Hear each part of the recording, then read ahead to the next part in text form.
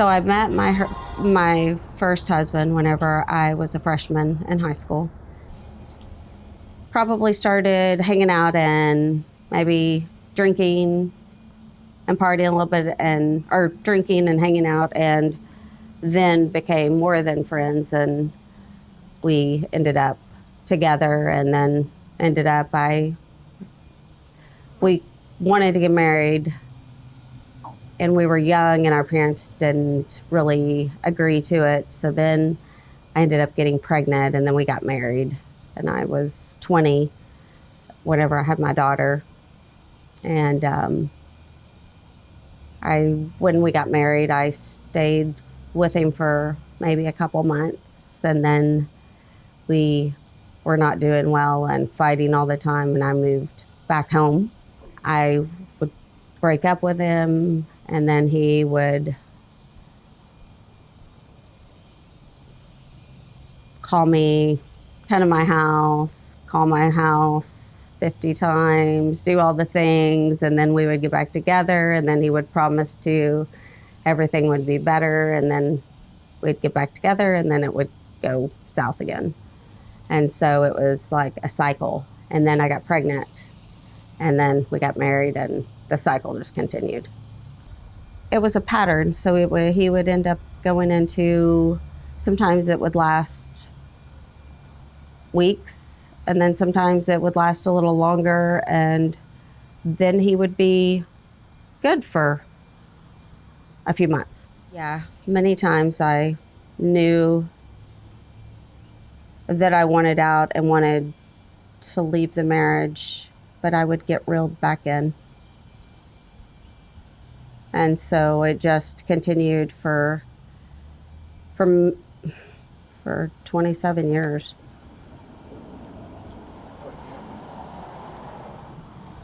The night before that I found out I had stomach cancer, it was my daughter's birthday, and I had been to the doctor getting testing done because my daughter, throughout the previous year, we would be together, and she would tell me a lot that my breath stank. She was like, "Mom, something is weird with you, and there's like an odor, you have a weird odor. It's like you're sick or something. You need to go to the doctor." So many times after her telling me, I finally went to the doctor, and then it was just a God send for me to go and her to tell me to recognize it and to stay on me for a year over just an odor, because I went to my primary and I just told her the situation, and then she directed me to a GI. So I went, and they found an ulcer, and then they did some extensive testing. And the night before, it was that week, it was my daughter's birthday, we were going to dinner, and the doctor's office called me and said, "Hey, I need you to come in tomorrow for the results. We got your results in," because they did a endoscopy where they went down and went into my stomach, and then they took samples of whatever they saw, an ulcer, and she said they did a biopsy. And so I said, "Well, I don't want to come in tomorrow, it's my daughter's birthday, so I'll come in next week." And the lady on the phone was like, well, hold on, let me talk to the doctor. I think she wants you to come in tomorrow. I'm like, well, I don't want to. We have plans tonight. Me and my daughter are doing stuff tomorrow because it's her birthday. So she comes back and she says, "No, Dr. Persley said she'll call you back, or she's in with a patient, she'll call you back." And that was in the afternoon. Well, she never called me back. So my appointment stayed. She said, "But your appointment's tomorrow, so if you don't hear back." So that night we went out to dinner, and it turned into a little bit of a fiasco at dinner with my ex, and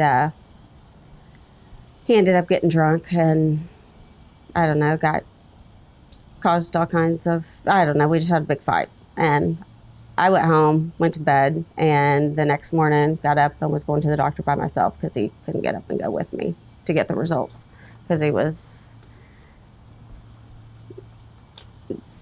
drunk or whatever, hungover. And that day I found out that I had stomach cancer. So she came in and she said,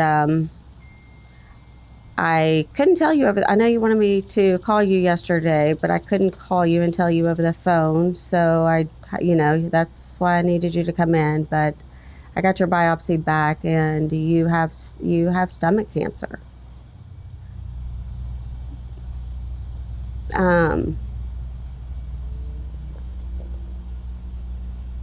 I just thought, I didn't know what to think. I thought I was dying. I didn't know what stomach cancer was, or what to expect. I had no idea. I just know cancer. My aunt died from cancer. Like, I had family, and so I just thought death. And she called that day and we were going to Lake Point at the time. I had been before that period, or before that day and before that time, I had really been, God had been speaking to me, and I had been seeking God, and I was going to church, I've always gone to church, but I was going, and I was wanting to get involved in a class and be involved in the people at church so that we would have good friends. And so we had joined a life group prior to that, and it was in Greg Kerbel's class.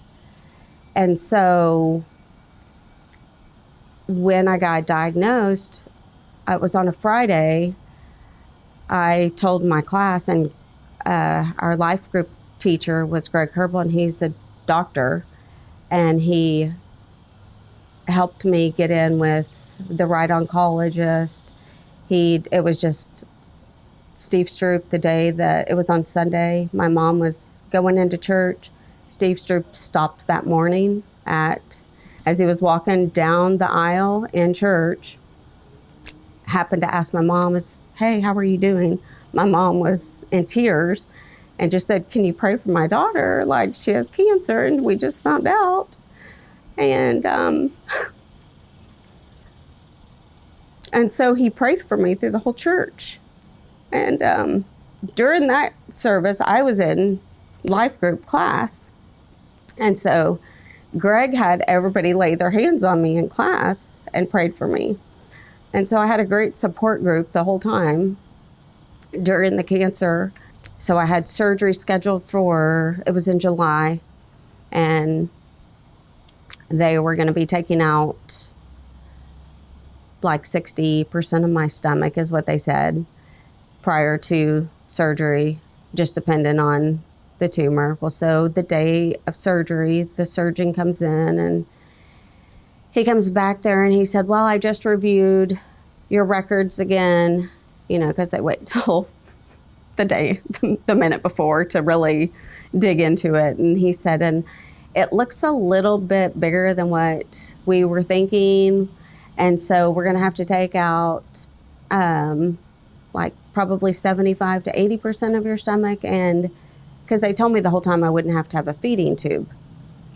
They were just going to take out probably 60%, and I would not have to have a feeding tube. Well, then he reviewed the records that morning, comes in right before I'm prepping for surgery, and tells me, we're taking out more and you're going to have a feeding tube. And I'm like, I went off into surgery, and I woke up from surgery.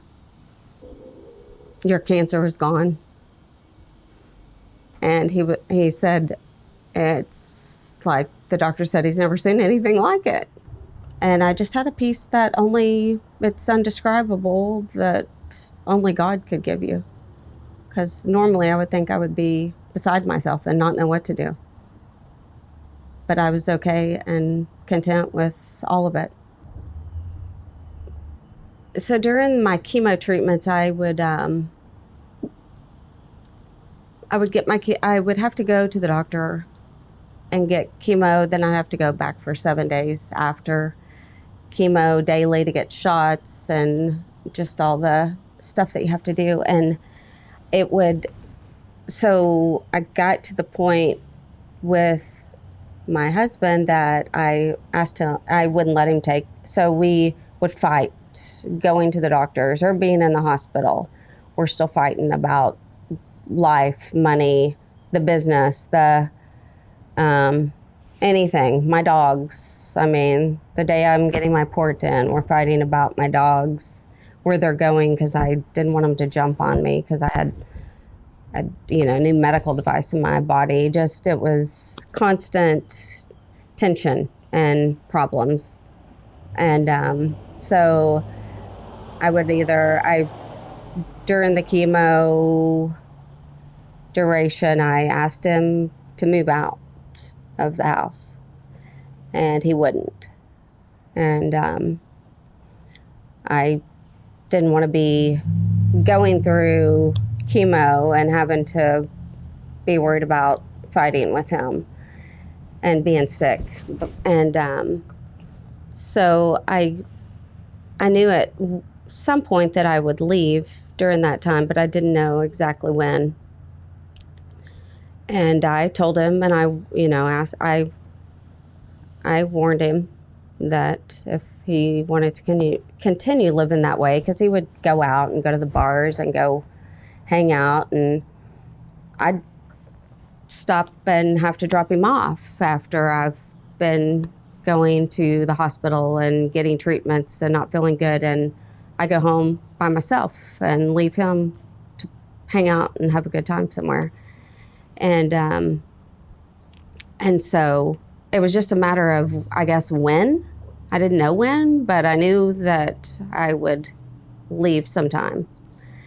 And I just started preparing for it, and I didn't ever tell him what I was doing.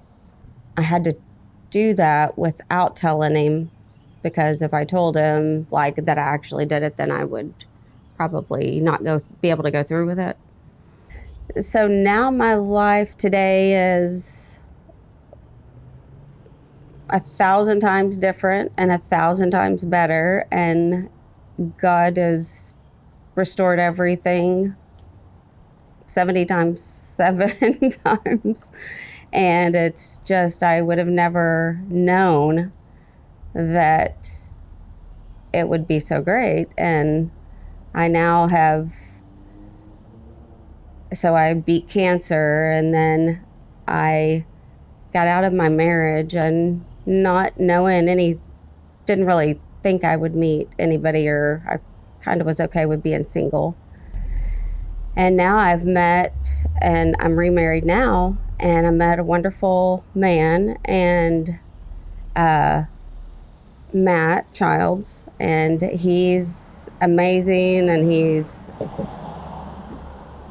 just treats me very, very good and very loving and kind, not only to me, to everybody. He's the greatest guy ever. And he's the opposite of anything I've ever imagined or was with in the past. And God redeemed like with cancer. It was a miracle. I want to tell all the women, and I want to somehow be able to find a way for them to know that there is a way out. And if I would like to be able to figure out how to let women know, whenever you know in the beginning that it's not right, to go with that feeling and don't try to make it right, because you know that it's not right for a reason. I realized God gave me a second chance at life, and I said I'm not going to live